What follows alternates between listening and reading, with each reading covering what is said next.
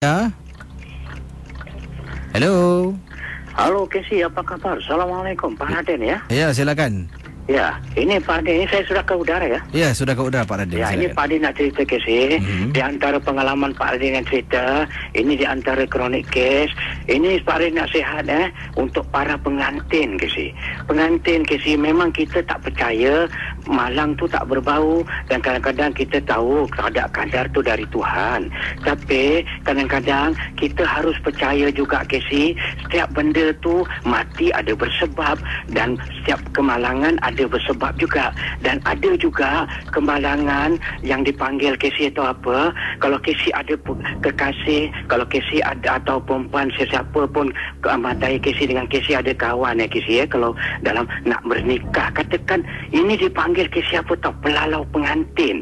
Pelalau pengantin ni Kesi yang dipanggil musibah yang diganggu oleh alam gaib. Alam gaib apa tau Kesi? Benda malang tak berbau. Kadang-kadang setan iblis ni dia tak suka umat manusia ni, hamba-hamba Allah cari jalan halal, jalan nikah. Jadi ni Pak Adin nak cerita ni kronik kes yang Pak Adin settle ini bukan kerana Pak Adin tu nak melawan takdir, tidak. Tapi Pak Adin dapat tahu ada satu juga alam, kalau sesiapa nak ibarat darah bakal pengantin ni sejuk Kesi, manis. Seperti apabila kalau dia nak berumah tangga dalam 2 bulan, 3 bulan, kata baik pengantin laki-laki atau perempuan Kesi, janganlah dia suka bercampur atau bergaul. Kesi tahu mana yang dia orang, kalau boleh jangan temankan kawan pergi mana. Ini Pak dia nak kasih tahu, paling sedih, jangan pergi tempat perceraian Kesi. Dia sebenarnya seorang perempuan ini, dia amat minat tolong kawan, dan dia suka tolong bantu kawan-kawan dia pergi kes cerai Kesi. Jadi bila dia tiap masa kawan dia nak pergi mahkamah syariah, dia bantu. Setiap kali dia bantu tempat kes perceraian. Kes perceraian tu lambang apa Kesi? Lambang perpisahan yang malang, yang telah hancur rumah tangga.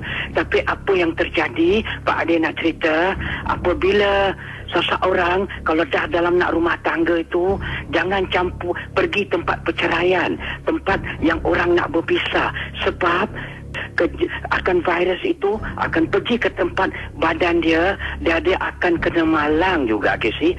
Memang ajal maut, jodoh pertemuan Allah tentukan, tapi kadang-kadang tempias orang yang suai ni Kesi boleh kena kita. Macam contoh pujangga pernah berkata, apabila kau duduk, apabila kau bercampur dengan orang yang minum arak, kau tak akan minum.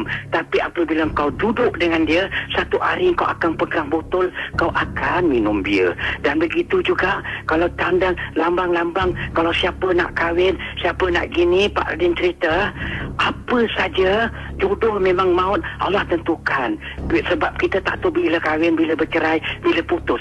Tapi ada pelalau pengantin, apabila kita nak raja dan ratu sehari dalam 2-3 bulan tu Kesi, jangan campur peristiwa malang manusia lain. Kita akan kena tempias tu Kesi. Contoh dia, jangan pergi ke tempat orang bercerai.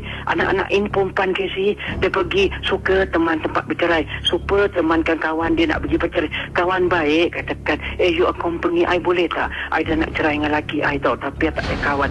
Jadi dia pergi ke mahkamah syariah.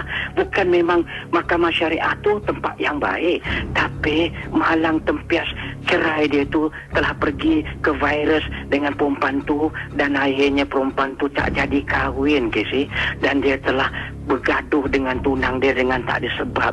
Jadi Kesi, motif cerita Pak Raden ini Kesi, apabila orang dalam nasib malang, kita jangan terlampau campur Kesi.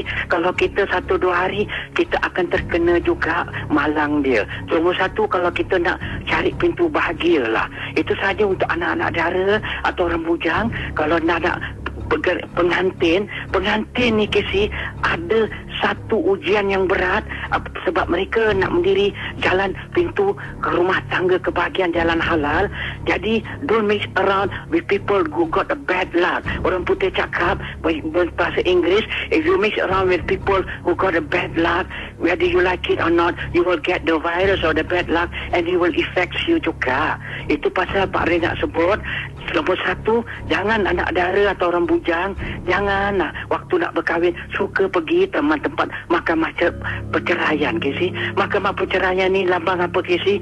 Lambang nasib jodoh yang dah tak ada dan berpisah, dan kau baru nak kahwin, baru nak rumah tangga. Kenapa nak ikut orang pergi bercerai? Itu yang puncanya boleh terjadi, Kesi. Kita harus percaya pada ni semua. Itu saja ya, Kesi. Assalamualaikum. Waalaikumsalam warahmatullahi